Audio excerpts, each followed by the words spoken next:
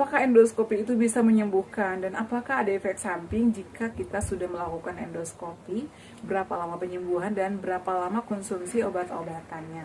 Nah, di video kali ini aku bakal bahas lagi endoskopi itu wajib nggak sih, dan endoskopi itu siapa sih yang memutuskan, boleh pribadikah atau boleh pakai BPJS. Pastikan kalian nonton video ini sampai selesai, bantu aku subscribe, like, comment, dan share.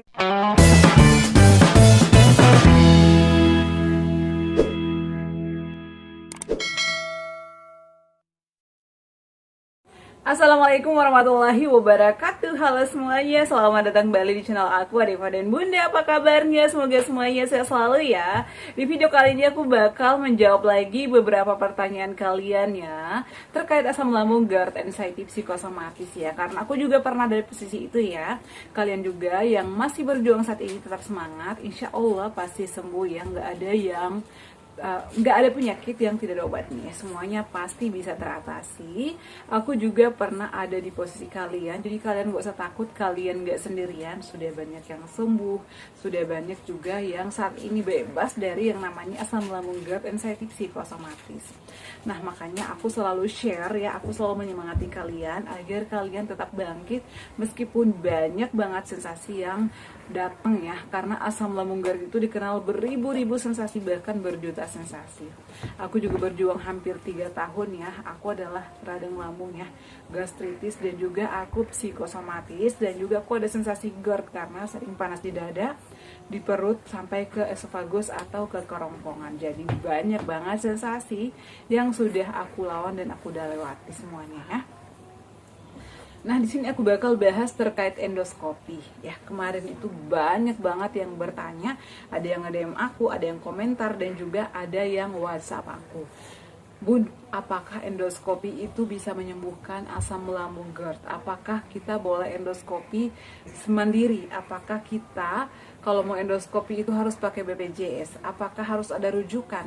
Bolehkah endoskopi atas kemauan diri sendiri? Oke, di sini aku bakal bahas lagi. Video ini sebelumnya sudah ada ya, tapi di sini aku bakal jawab detail berdasarkan pertanyaan-pertanyaan kalian. Jadi aku juga sudah endoskopi ya teman-teman ya. Ini adalah hasil endoskopi aku. Karena kemarin banyak yang bertanya, makanya di sini aku bakal langsung bawa hasil endoskopi aku di sini ya. Nah, sebelum endoskopi aku juga melakukan USG ya.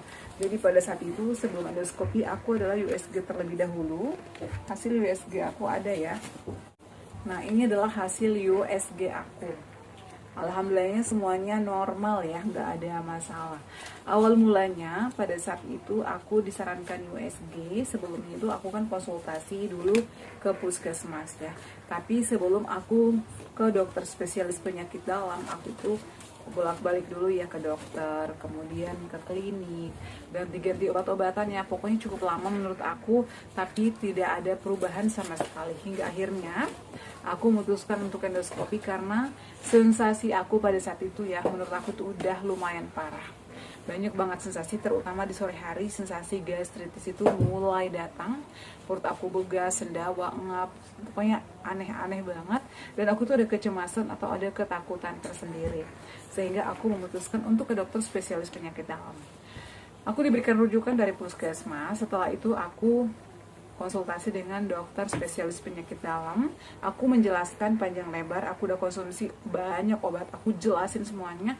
Obat ini sudah aku konsumsi, obat ini sudah menerapkan 3P, sudah olahraga. Pokoknya aku sudah menerapkan pola hidup sehat, tapi tidak ada perubahan sama sekali. Makanya dokter spesialis penyakit dalam yang nanganin aku langsung memberikan beberapa obat-obatan, dan besok kamu harus USG. Kita cek apa yang terjadi. Alhamdulillahnya aku dapat dokter yang gercep ya, yang benar-benar pengen tahu apa yang terjadi sama aku. Besoknya ya, aku tuh pakai BPJS, tapi pada saat itu aku langsung disuruh USG karena hasil USG-nya itu seminggu kemudian ya baru keluar. Aku USG dong ya. Setelah USG aku nunggu seminggu kemudian hasilnya. Ternyata hasilnya itu alhamdulillah normal ya. Normal, nggak ada apa-apa, hanya ada IUD yang ditemukan ya di dalam, karena memang aku pakai IUD atau KD IUD. Nah, kemudian semuanya dilihat normal, nggak ada apa-apa, aku dirujuk untuk endoskopi. Kata dokter aku, ini kamu alhamdulillahnya normal semua, hanya banyak gas ya, karena memang aku gastritis ya, radang lambung. Pada saat itu aku langsung dirujuk dong ya, dirujuk ke rumah sakit yang lebih besar. Aku endoskopi. Jadi endoskopi ini bukan kita yang meminta, tapi dokter akan melihat semua riwayat kita dari pemeriksaan pertama ke dokter klinik. Pokoknya aku tuh menjelaskan semua apa yang terjadi. Makanya untuk mempermudah aku pada saat dilakukan pemeriksaan USG dan endoskopi. Kemudian setelah endoskopi barulah aku ketahuan hasilnya ya. Ternyata hasilnya itu adalah ada radang ya. Memang aku ada radang lambung, gastritis, dan aku ada anxiety. Kemudian aku juga ada sensasi GERD karena sering banget asam lambung naik ya ke dada sehingga panas, kemudian menyebabkan panas di kerongkongan yang kayak esophagus. Jadi setelah endoskopi apakah kita langsung sembuh, Bun? Nah ini yang salah ya, banyak banget yang berbeda pendapat atau banyak yang menyalahartikan. Jadi endoskopi ini tidak menyembuhkan ya teman-teman. Endoskopi ini hanya membantu kita melihat kondisi yang ada di lambung kita. Karena aku tuh saking penasarannya apa sih yang terjadi. Kok udah banyak obat yang masuk tapi kok nggak ada perubahan gitu loh. Ternyata memang aku ada radang ya. Jadi kalau misalnya dokter udah melihat hasilnya, hasil USG-nya normal, kemudian ada radang lambung hasil endoskopinya, dokter akan lebih fokus melakukan pengobatan daripada kita sudah konsumsi obat-obatan banyak tapi belum ketahuan hasilnya. Kan kita kadang mikir, aduh aku konsumsi obat panjang, jangka panjang, takut ada efek sampingnya, iya enggak sih? Tapi kalau misalnya kita udah endoskopi kan ketahuan, oh dokter udah tahu nih ternyata ada radang di lambung aku, ada gastritis nih gitu. Jadi dokter itu akan lebih fokus untuk mengobati sesuai hasil diagnosa atau sesuai hasil endoskopi. Nah kalau misalnya biaya endoskopi untuk biaya pribadi ya atau umum, aku tuh nggak tahu, tergantung rumah sakitnya. Karena aku pakai BPJS kelas 1, itu sama aja sih menurut aku, kelas 1, kelas 2, kelas 3 semuanya sama pelayanannya ya. Nah jadi aku pakai BPJS jadi free. Hanya pada saat itu yang dibayar itu adalah aku didampingi sama suami aku, dan suami aku harus antigen. Hanya itu saja yang aku bayar. Aku PCR, tapi alhamdulillah ditanggung BPJS. Jadi semuanya free untuk aku.